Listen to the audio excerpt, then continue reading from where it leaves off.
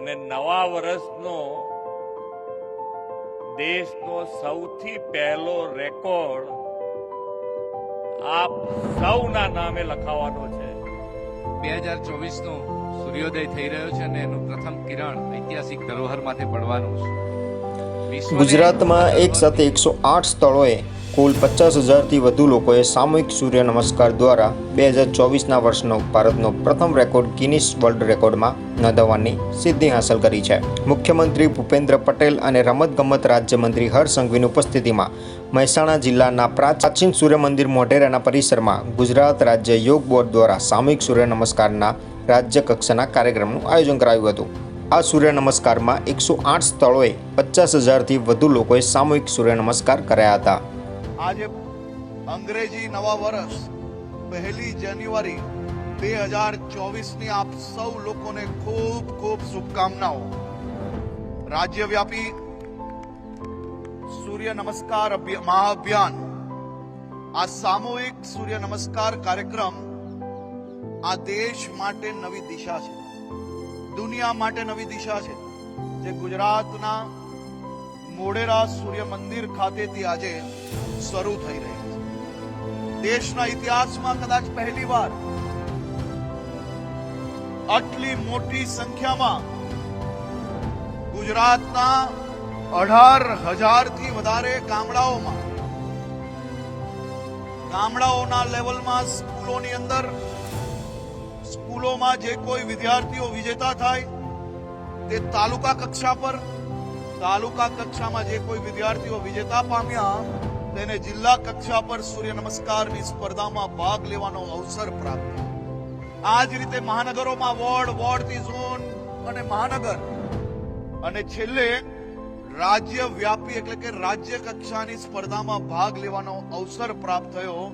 કુલ મળીને આ આખી સૂર્ય નમસ્કાર સ્પર્ધામાં 15 લાખથી વધારે યુવાઓએ, વડીલોએ, તમામ લોકોએ રજીસ્ટર કરાવ્યું અને લાખોની સંખ્યામાં ભાગ લઈને રાજ્યવ્યાપી આ સૂર્ય નમસ્કાર સ્પર્ધાને એક ઐતિહાસિક સ્પર્ધા બનાવવામાં ગુજરાતના સૌ યુવાનો અને નાગરિકોએ સહભાગી બન્યા।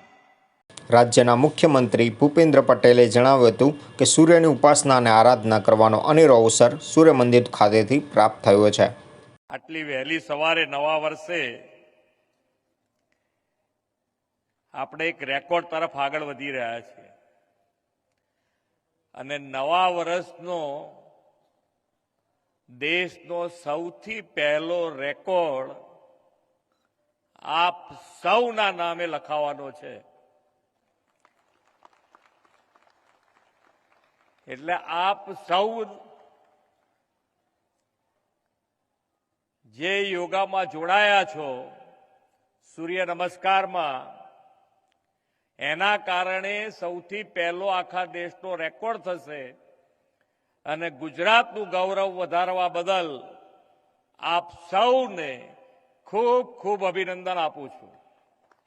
આજે આપણે જ્યાં સામૂહિક સૂર્ય નમસ્કારનું રાજ્ય કક્ષાનું આયોજન કર્યું છે તે સૂર્ય મંદિરની ધરોહર ધરાવતું મોઢેરા ગામ દેશનું પ્રથમ સોલર વિલેજ આદરણીય નરેન્દ્રભાઈએ ની પ્રેરણાથી આપણે બનાવ્યું છે। આજે એ સોલર વિલેજમાં આ પ્રાચીન સૂર્ય મંદિર પરિસરમાં ઉગતા સૂર્યના પ્રથમ કિરણની ઉષ્મા અને 2024ના વર્ષના પ્રથમ દિવસની નવી ઉર્જા સાથે સામૂહિક સૂર્ય નમસ્કારનો ઉપક્રમ યોજાયો છે। વડાપ્રધાનશ્રીના દિશા દર્શનમાં યોજાયેલું સૂર્ય નમસ્કાર અભિયાન સમગ્ર રાજ્યમાં 1 મહિના ચાલ્યું અને રાજ્યના 15 લાખથી વધારે યોગ પ્રેમીઓ તેમાં જોડાયા।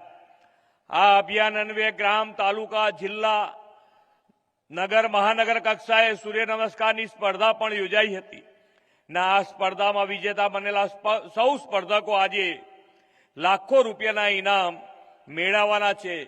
તે સૌને પણ હું ખૂબ ખૂબ અભિનંદન પાઠવું છું। સતત બદલાતા યુગમાં હવે લોકો સ્વાસ્થ્ય પ્રત્યે જાગૃતિ વધી છે। બીમારીના ઈલાજ કરતા બીમારી પડ્યા જ નહીં એવી જીવનશૈલીનું મહત્વ લોકોને સમજાયું છે। એવી આરોગ્યપ્રદ જીવનશૈલી માટે યોગ ઉત્તમ ઉપાય છે.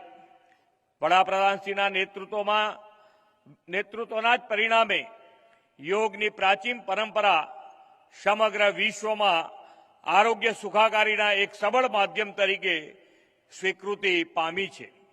ગુજરાતમાં આદરણીય નરેન્દ્રભાઈના દિશાદર્શનમાં યોગને પ્રોત્સાહન આપવા માટે અનેક યોજના રાજ્ય સરકારે કાર્ય કરી રહી છે.